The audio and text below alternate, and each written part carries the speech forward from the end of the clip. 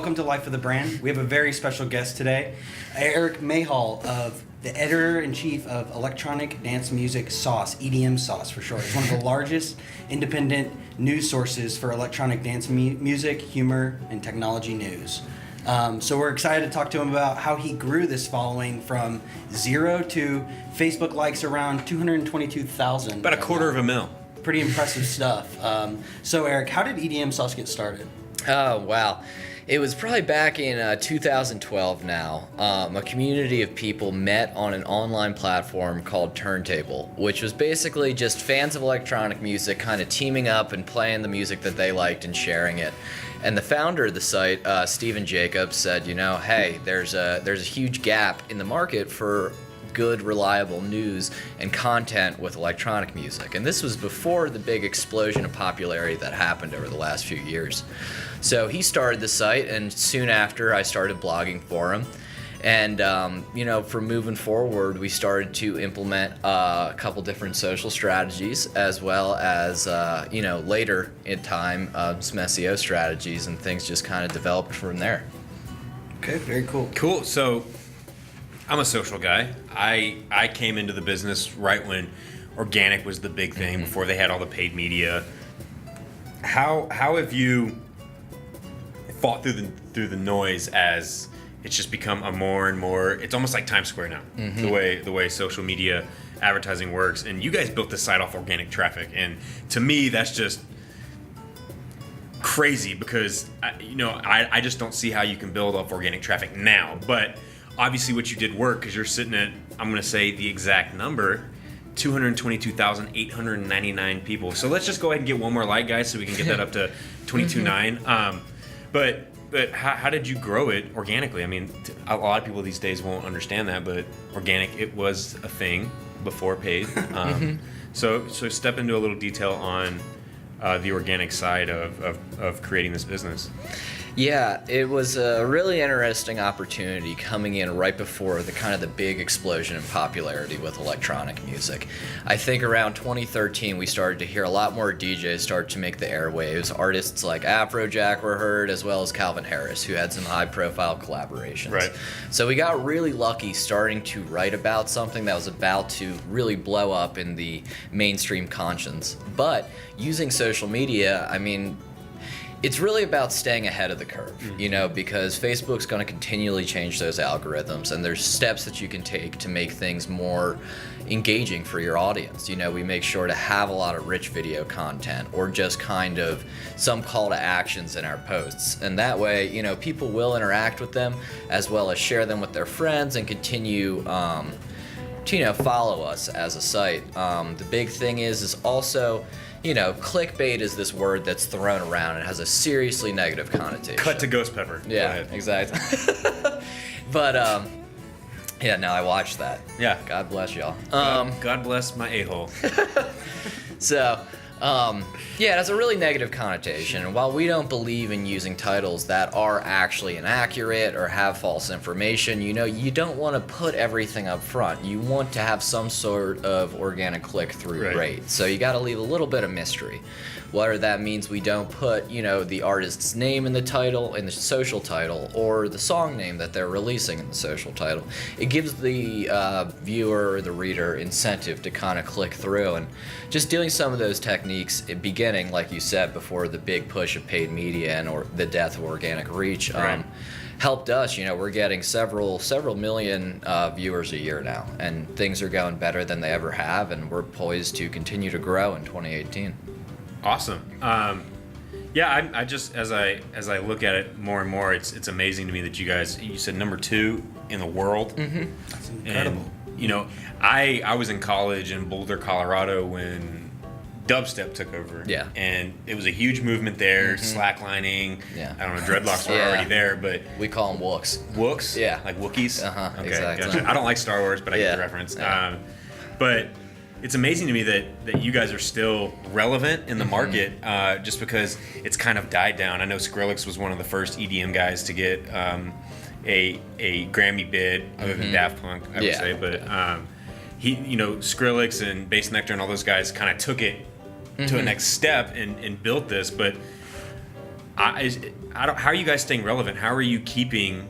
I mean, is it more of a niche underground community than what most people see? Because I almost forgot about it until I started talking to you again about your site. And how are you guys staying relevant?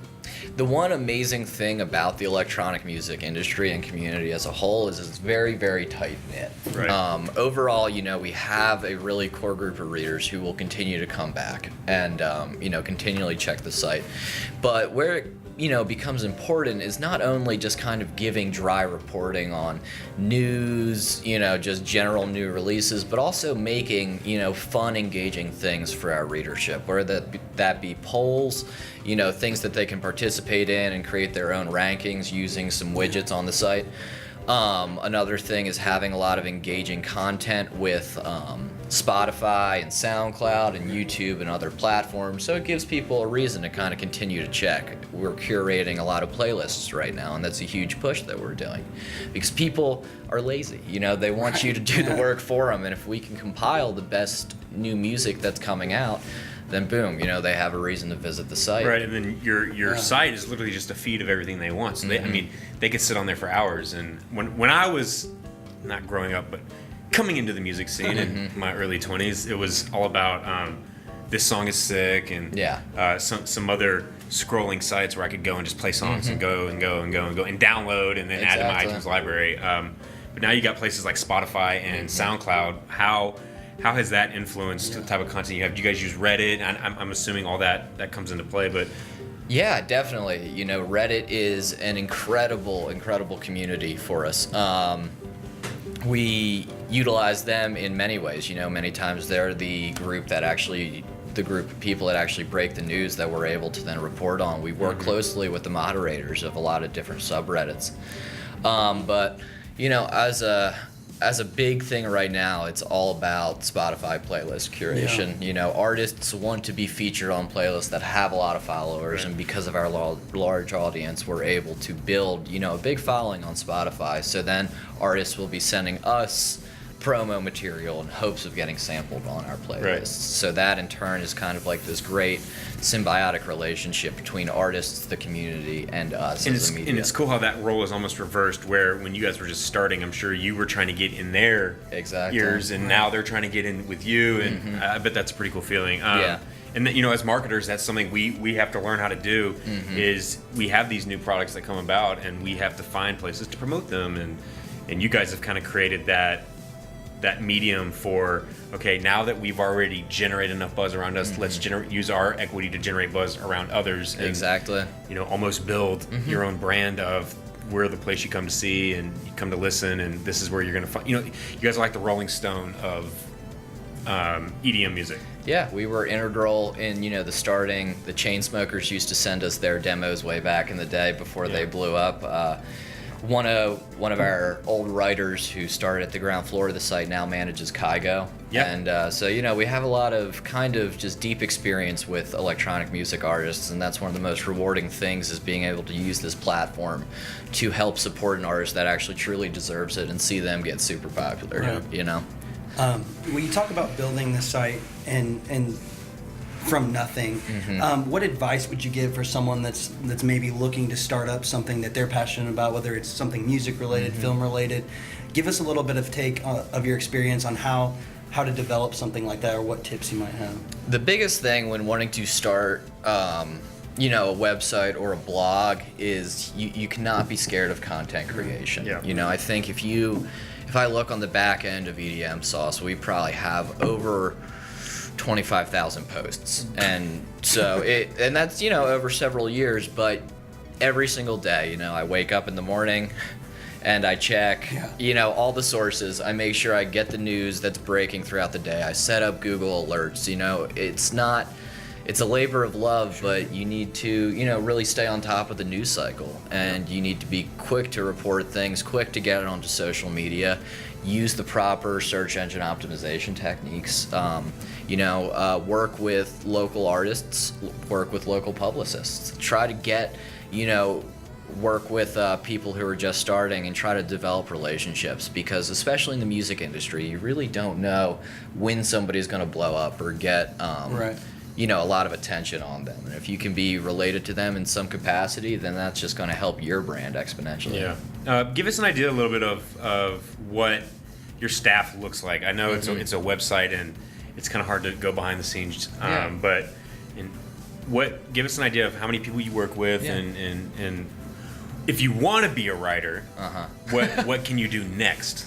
Right now we have about 30 to 40 writers at any given time, internationally based, and usually they come on because they just have a ton of passion about electronic music. They love attending these events, they love attending music festivals, and in exchange for writing for us, they're able to attend these events that they're going to anyway for free, be able to meet their favorite artists and get in touch with them. And if you want to write for sites like this, the biggest thing is just reaching out and starting a point of contact. Yeah. People, are amazed at how accessible we really are if you want to write for us, as long as you have some knowledge about the industry and know GSP to a degree, then you should be absolutely fine. So just reaching out and starting a conversation is the biggest step for any site, and you might be surprised at what you find. So I come from a content creation and content marketing background.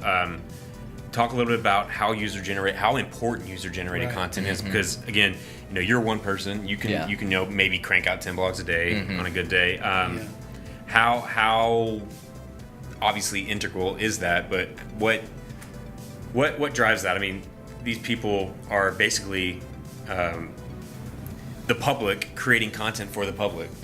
So go into a little detail on: are you planning on bringing on a staff full time, or are you just user-generated content? That's what we're gonna do. Yeah, and that's the big step moving forward. Is obviously we want to continue to, be able to provide the public with the best media source possible, and that means probably having more writers who are dedicated to the news cycle, some who are dedicated to new music, some who are just into oddities and weird stories. Where we get a lot of attention is just by going viral with funny stories or weird, things you wouldn't expect to see on the internet. Right. Just kind of pulling, funny tidbits from Reddit or Just something. giving the people what they want. Yeah, exactly. It's like, oh, this girlfriend broke up with her boyfriend in a Spotify playlist or something. Or, this guy banned another That was a secret, DJ's. Eric. I told you that was a secret. Well, now it's out. public, yeah. Or, it's like this DJ banned some other DJ's logos from his show. DJ So, beef. Yeah, exactly. It's like Tupac and Biggie. I mean, yeah, it's unfortunate, but Twitter beef is a huge thing. People love, and they hate to admit it, but they love it so much. So you kind of got to give the people what they want, and in some aspect it sounds a little crazy, but you have to know what they want, even if they drive don't. it. I mean, yeah. That's the reason these things succeed. Well, hey man, I want to appreciate you coming on, and thank you. Definitely. and we'll definitely have some more conversations with you in the future. You're a Yeah. local, and Exactly. we've known each other for a while. So, Check 'em guys, out. Erik Mahal, EDMSauce.com. It is thebomb.com. Thanks, guys. And we'll see you guys next week. Yeah.